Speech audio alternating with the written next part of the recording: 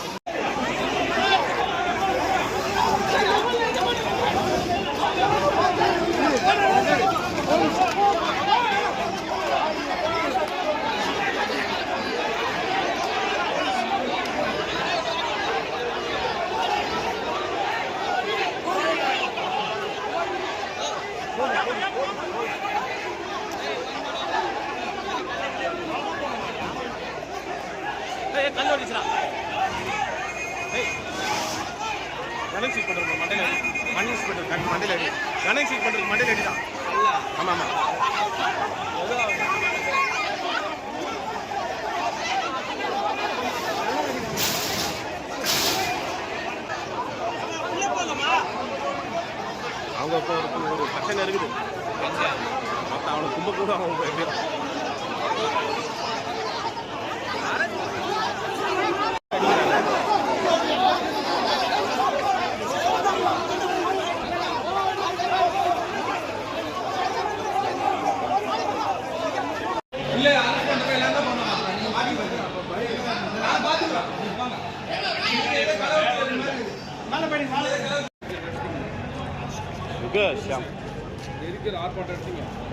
எல்லாமே இருக்கு.